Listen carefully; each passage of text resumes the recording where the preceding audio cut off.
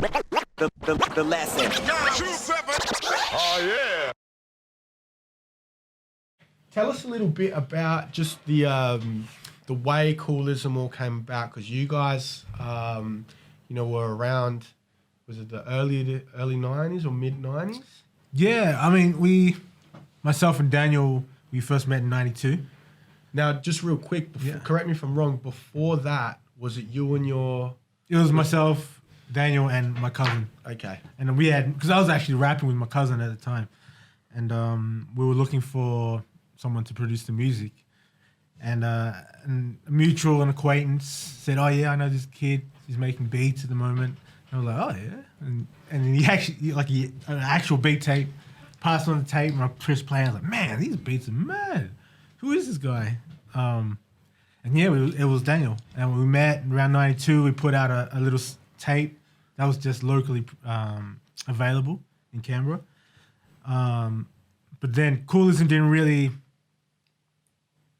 It wasn't Koolism till around sort of late 90s, so maybe like 95, 6, something like that. So my cousin went back to Tonga to live, and Daniel and I stuck together, and yeah, around I think our first tape as Koolism was around 95, 96, and then the vinyl started coming out from then on.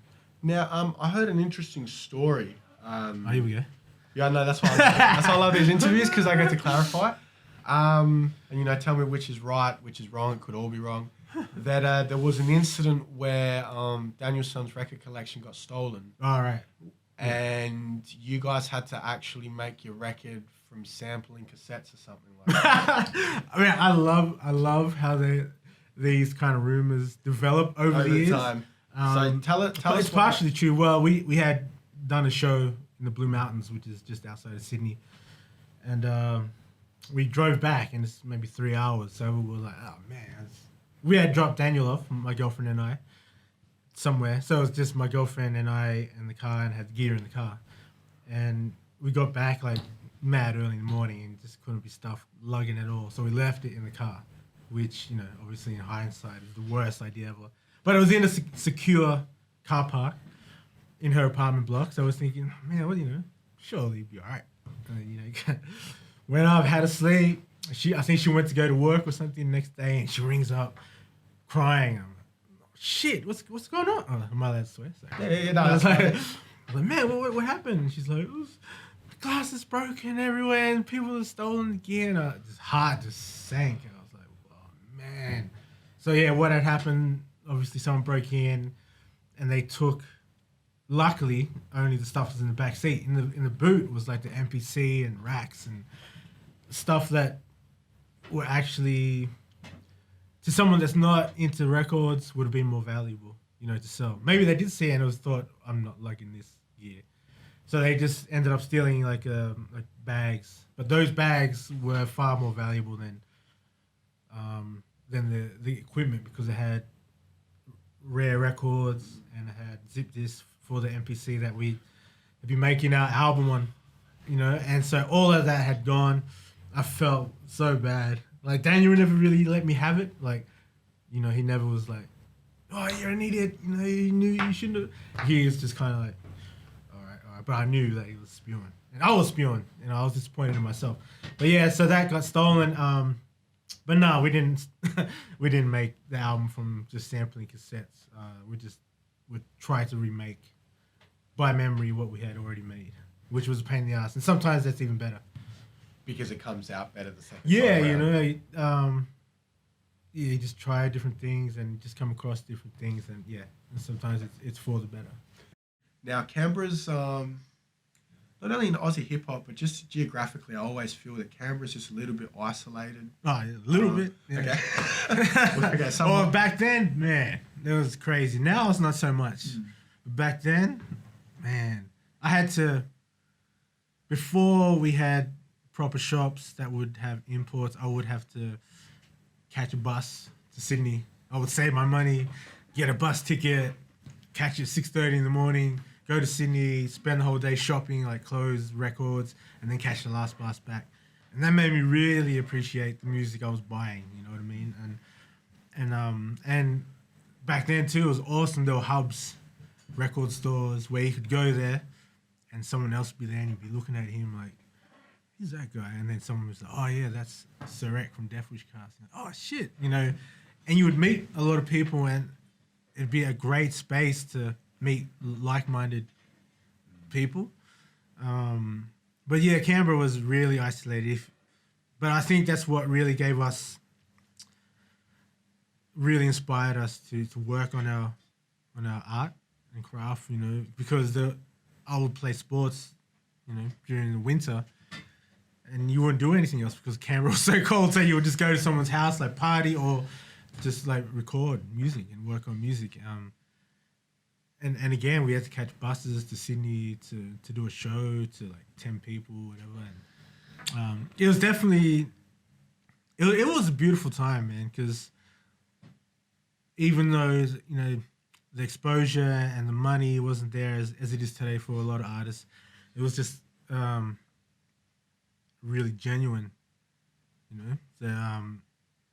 So, it was an awesome time meeting these people, and then, even coming here for the first time, meeting the hoods, like, oh, yeah, you guys rap too, because you'd hear about them and maybe hear a song or two, but it's not like now with the internet where everything is accessible. In 2004, you guys won an ARIA. Yeah. I actually just had a quick revisit of the clip. The clip's on YouTube. Yeah. And it was cool and interesting where, do you remember Daniel-san's little speech about... I can't forget it, man. That's folklore, man. It's like, it's something along the lines of keep it real and don't try to be American.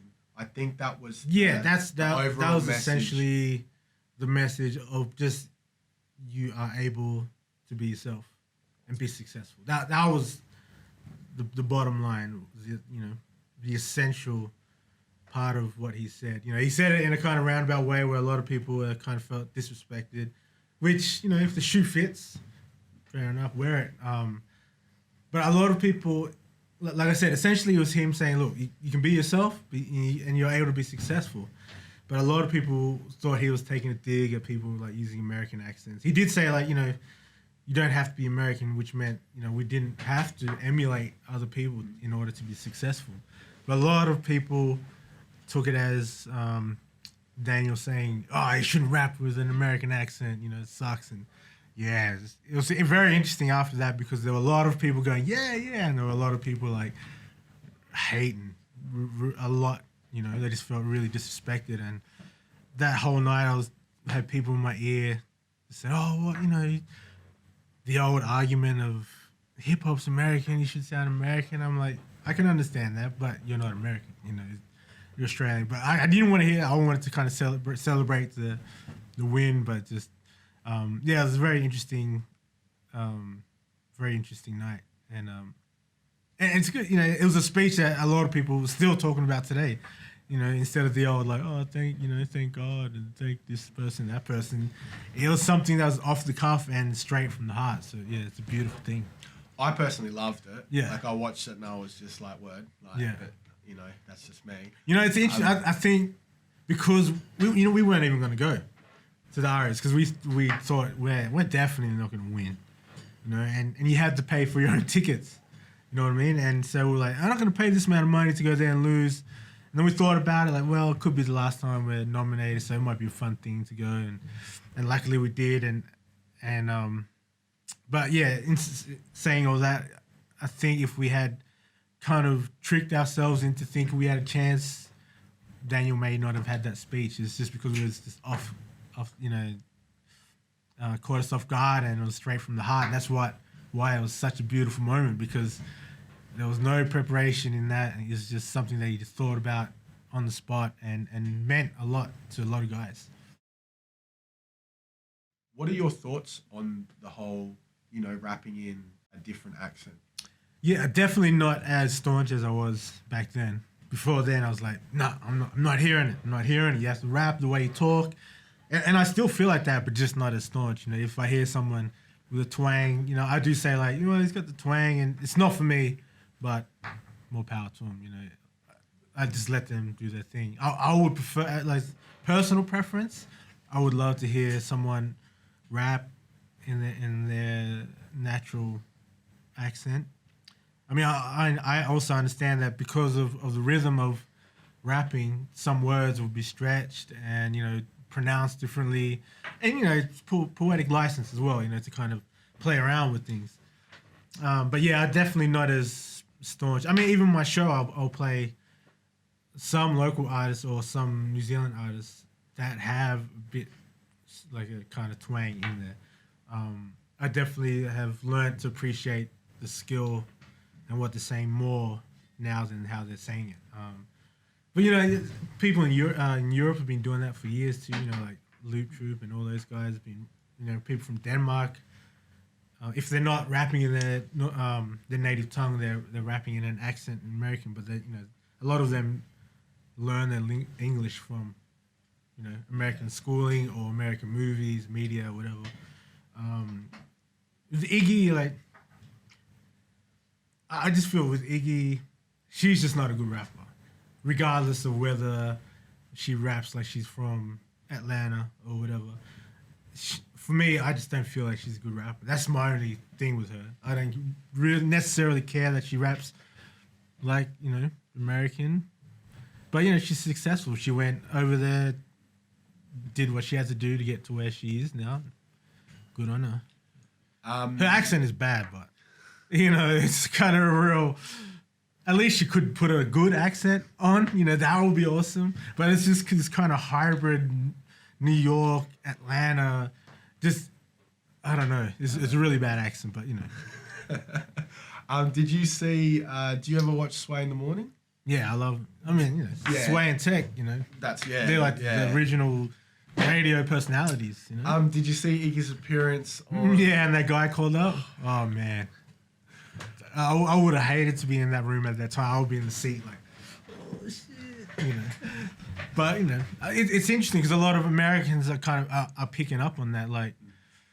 And, you know, and the appropriation of black culture, you know, has been brought up a lot about her being a white and Australian and then coming over there and trying to pretend like... she's this girl from the hood, and a lot of people are, you know, are offended by that, and even like calling it like almost like blackface. You know, I'm not here to tell how, you know, people how they should respond to what she does, but I can see what they're saying. You know what I mean? But yeah, that moment on Sway show.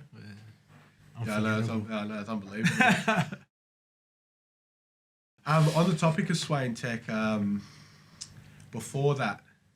It'd be interesting to know your opinion on that. Before that, because I can't come up with my own, who I thought was... I think they were just different, but great in their both ways. Before that, you had... Bobito and Stretch? Yes. Yeah. Now, if you had to say, which do you think, you know, was your favourite out of those two? And it's really difficult because when I've tried to answer this myself, I mean, you look at the different shows, and they had a different impact on the culture. You know, you had your Bobitos were like, they really helped artists get on air and grow in that. Yeah, you know. But then Sway and Tech, I kind of feel, just took it to that next level with the whole freestyle sessions and that. Yeah, definitely as important as each other. I mean, it's amazing what they did for the culture. Because, I mean, like you said, with Stretch and Bobito, it's so funny listening to it now, and they're interviewing people, and they're like, "Oh yeah, you brought your man in. What's your man's name? Oh, his name's Nas." You know, like, and you're like, man, it's just incredible to think that these guys are coming through and weren't known, and they're just like, "Oh, Nas, okay, cool." You know, like, where's he from? You know, it's just mind blowing to think that all these guys were coming up through that show. You know, the AZs and, you know, Biggie Smalls and Eminem, but yeah, like. You look at the old Sway and Tech footage too, with people rapping in the studio and the battle between Hobo Junction and Hieroglyphics. And it's just, I guess it's like a West Coast, East Coast thing too. They just had their different formats, different flavors, and like I said, they're important as each other. Tell us a little bit about like how you first met the Hoods. Might have been at, I think it was at Cargo, like the first time we came. The first time we came, I remember Daniel and I are on the plane, we're looking at each other like, man, can you believe that someone's actually paying for us to go somewhere to perform music that we love doing and getting paid for that as well? And it was mind blowing to us. Like, wow, can't believe this is actually happening. And yeah, and at that time, I think I met Code as well. Might have met some of the hoods and some of maybe even like Flack and the older PJ and a lot of the older guys. Because yeah, you'd kind of hear about people, and there were certain releases out that you get, but when you actually went to the city, that's when you met people and bonded, and because not many people were into hip hop at that time, especially local hip hop. But yeah, it was a beautiful time, and when the hood started gaining momentum and then became like mainstream darlings, it was like, man, it felt so good because it felt like it was one of us had made it, and seeing guys that had gone through, the same kind, went through the same kind of obstacles as we did, but sort of made it through another end. Yeah, it's awesome. You were on, part of Triple J when the Calling album dropped? No, not. I think at that time I was filling in now and again because Maya was doing the show, and sometimes I would fill in when she was touring or when she was away or whatever. But I do remember I was still living in Canberra at that time and hearing Dumb Enough, and obviously Nosebleed Section start getting like pumped. How big of a impact do you think that Triple J spinning that single had? Yeah, it was massive. I mean, if it wasn't for Triple J, I mean, obviously I worked there, but I'm also a fan and I wasn't working there at that time. Yeah, it was a massive impact because there were certain groups that Triple J was supporting. Even like Matty B's Friday song and Mass MC's Barbecue, and even like Koolism had a few singles through. 1200 Techniques, Resin Dogs, and a few other groups were getting sort of and Downside as well. We're getting sort of spot plays, but they really got behind the hoods, and I think it was just a great mix of timing and talent that really propelled them to where they are today. But they had always supported the hoods from, I wouldn't say the beginning, but from the time, and it just all came to a head when the Calling dropped, and that was it. Apparently, there was a sampling issue with them, with the the vocal hook on Nosebleed Nosebleed, Section, where yeah. there's a lady, there's a girl singing. And I don't know how true this is, but apparently she was on tour and she happened to be in the country as that song was blowing up. And, there was a sampling issue. Do you know anything? Yeah, I mean, I don't know if it's my place to say, but man, that was, how long ago was that?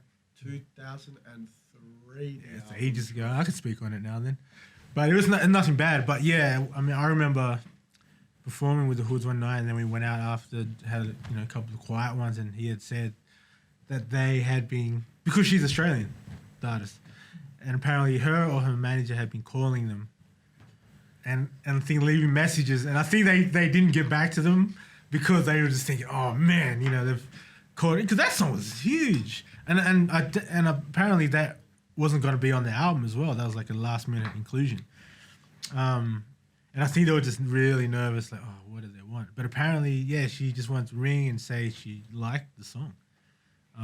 They might have worked something out, but I just know that Safa said, yeah, she rang and said, yeah, I liked what you did with it, and I liked what you talked about on the song, because I guess she really felt it. So I think they just like dodged a bullet with that one. I think after that is when they started clearing samples. You have to be when you're in what they are.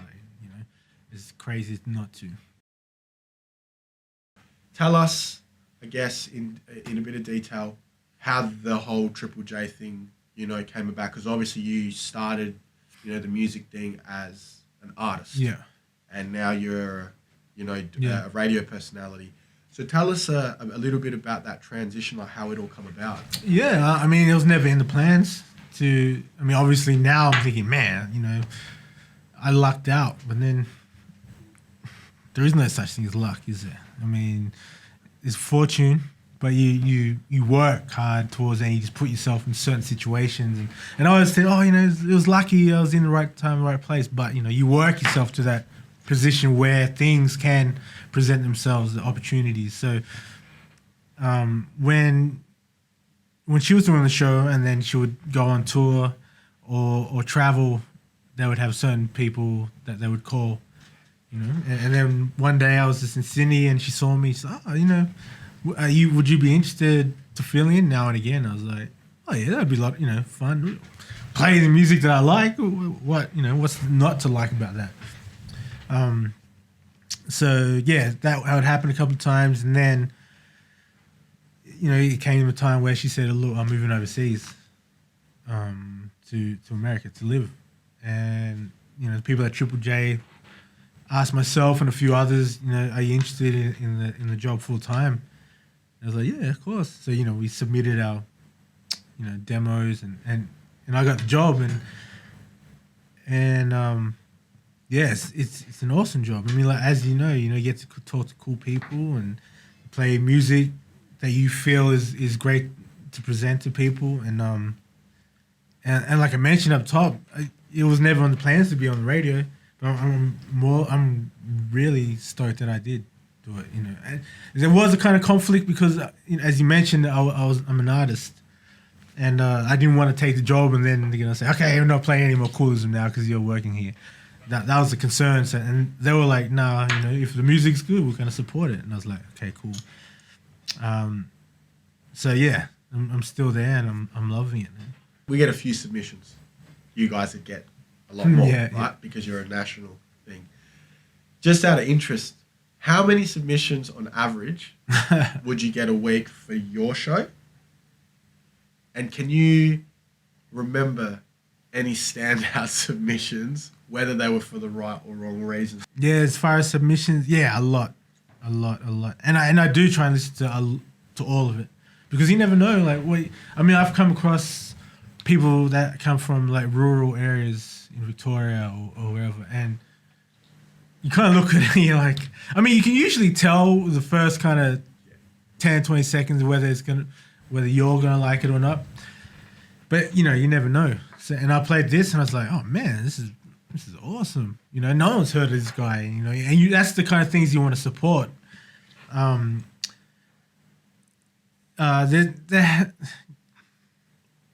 been a lot of bad ones. It's all subjective, but there have been a lot of bad ones, and I do feel bad because it's like they're putting their heart and soul into this song or this album, and to me, it's like, it just doesn't cut it, and you feel bad when you kind of just like, yeah, I'm not playing that, but that's just the way it is. Not, I would like to play football for Australia, but that's not gonna happen. That's crazy to me when people submit something and there's like no cover, no track listing, or no contact. Maybe to me it's like common sense, and maybe to someone that's kind of starting up, that they're not thinking in that way yet. But yeah, I feel, man, like a little bit of professionalism is not hard to do, or to come across. And like I said, I listen to a lot, and I think with the introduction of Triple J Unearthed, the site where a lot of people upload, I think that's kind of diverted a lot of that, because people just go straight there and upload their songs, and so that's a beautiful thing. All genres of music, and anyone can do it, and as long as you're Australian. Listen, Esso. Yeah. They had there was a bit of an incident. Yeah. Yeah. See. Yeah. Now, what's your take on it personally? On the Esso thing, or Yeah. I think it was maybe it did blow out of proportion. It was a joke. I do realize the joke was a joke in bad taste. He should realize that. He does now. His hindsight's a beautiful thing. The position that he's in, he's very influential. And the worst thing, what was worse than him doing it was his fans defending it. Oh, it was ugly, man. Like just how they got behind him, and I'm glad that he did apologize. You know, I think it was a bad joke, bad taste, but yeah, I was like, you know, he should have known better, especially in the position that he's in. But he did it, and you know, he's got to work with that. Yeah, he definitely learned a lesson with that one. Do you feel that it's the sort of mistake that you can't recover or they can't recover from, or do you think it's something No, that I think you can. I think you can. He kind of did. You know, he kind of did. He delivered what I felt was a sincere apology. Yeah, but you just got to be able to educate the people that follow you, because a lot of people were like, "Oh, I can't believe he did it," but a lot of people were like, "Yeah, nah, fuck him," you know, like whatever. And that was what I thought was ugly and worse than what he actually did.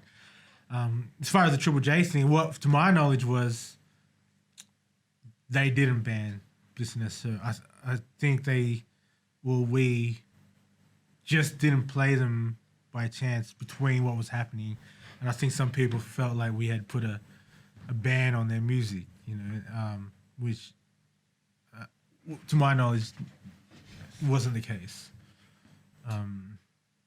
But yeah, that was a crazy time for him.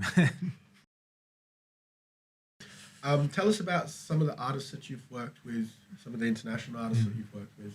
I think one of my highlights was with Rodney P from England.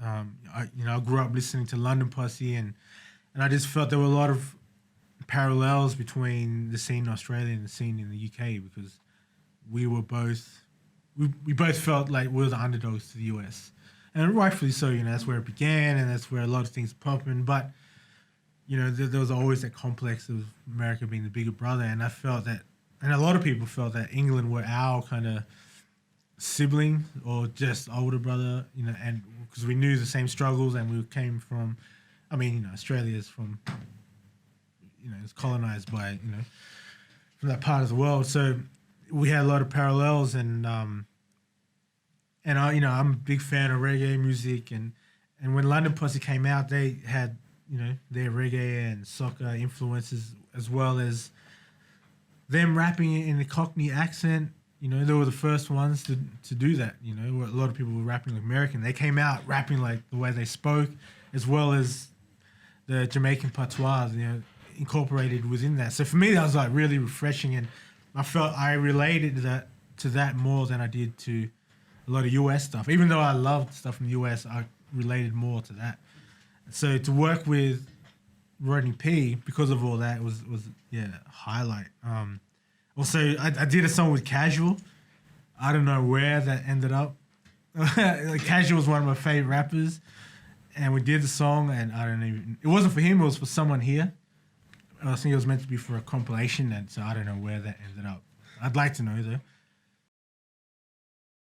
Because the Jays has now been so supportive of local hip hop, and whether the perception that in order to get spin on the Jays, you have to sound like something. Do you think, though, that because people have developed that sort of notion, that it's quote-unquote watered down a lot of the local music that comes out now in comparison to maybe 2000 to the early 2000s? Yes and no. I mean, obviously, with the more popular local hip hop becomes, more people are into it, and more people are going to try and do it. So, you know, that works hand in hand with like the quota between something that's good and something that's bad. Obviously, if there's more people doing it, then it's going to be more good, but equally, it's going to be more bad.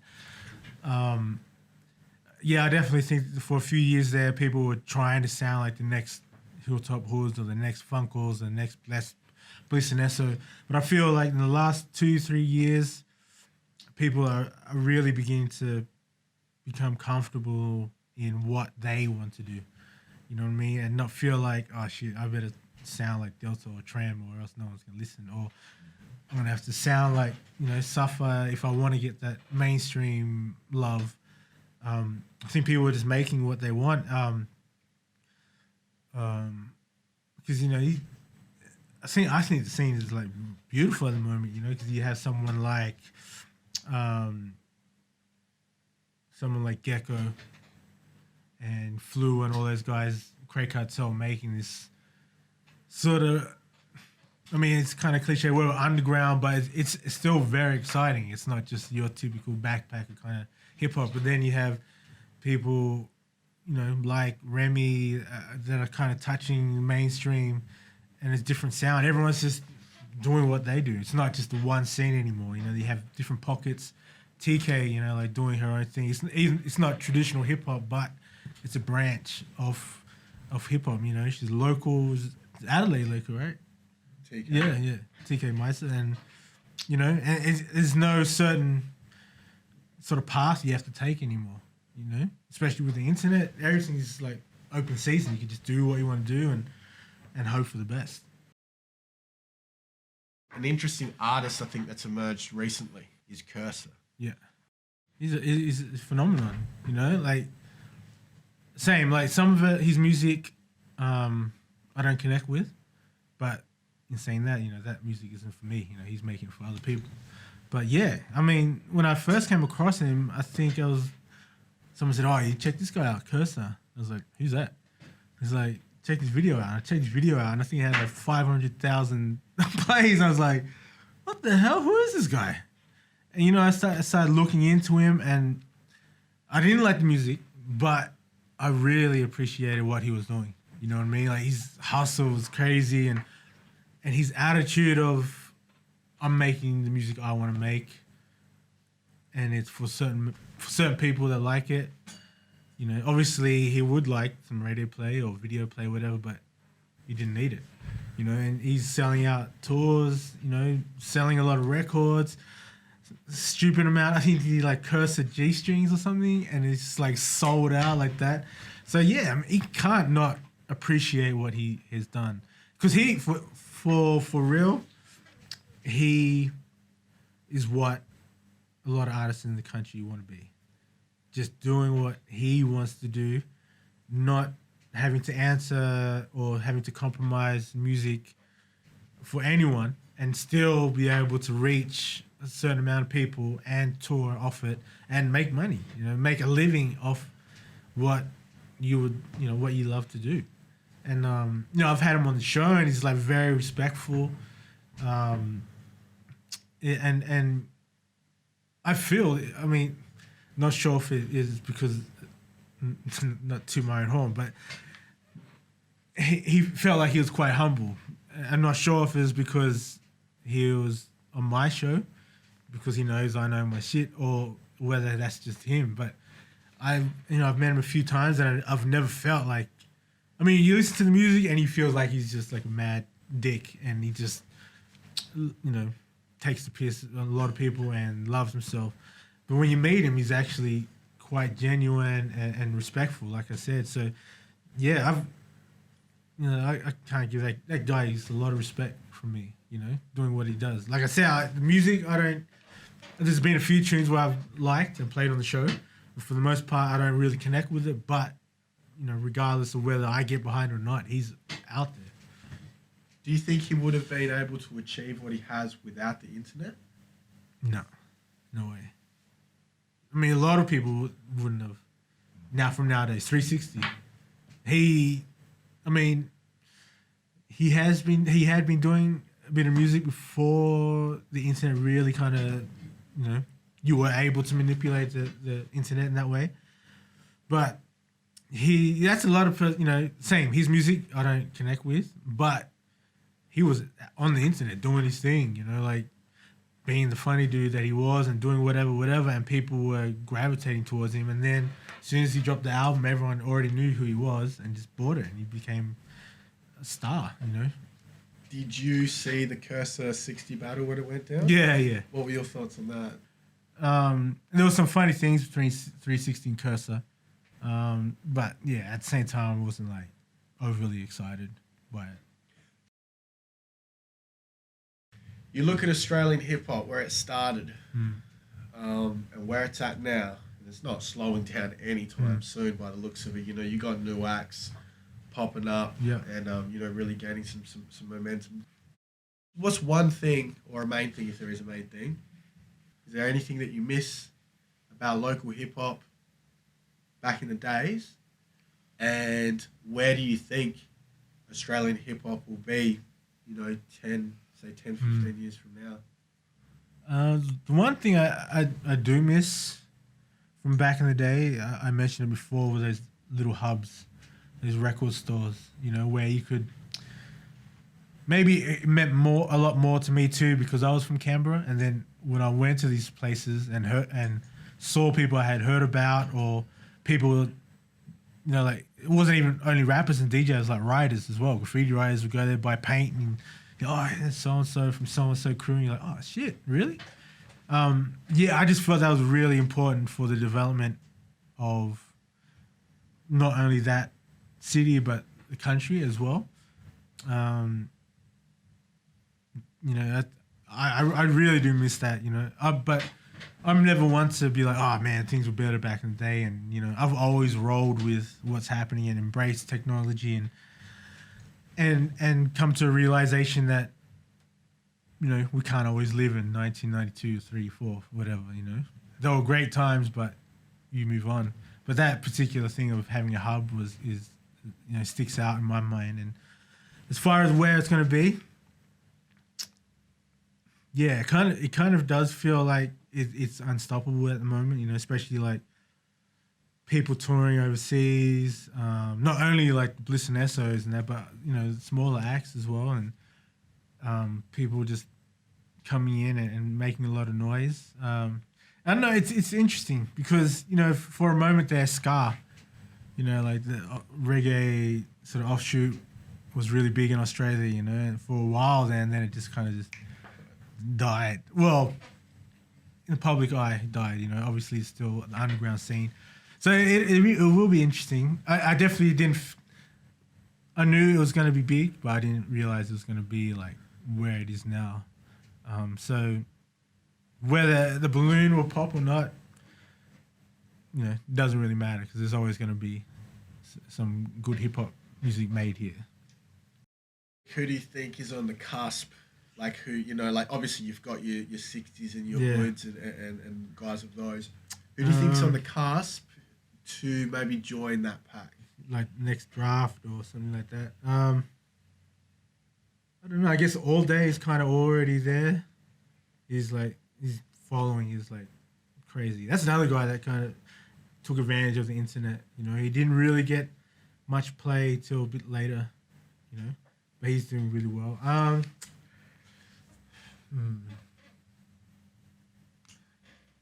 It's hard to say. I guess kind of Harsha is already there as well. I'm not too sure, but I do know there's a couple of guys that haven't yet made an album yet that I feel are going to be. There's one guy in Canberra, actually, not being biased or anything, but he's a young dude, and I heard some of his songs, and it just feels like, man, this guy has it already sussed out. When you hear someone, you're like, yeah, they've already got it, the X factor. So his name's LTC, and I think, yeah, you'll hear a lot of him within the next couple of years. The lesson. Oh yeah.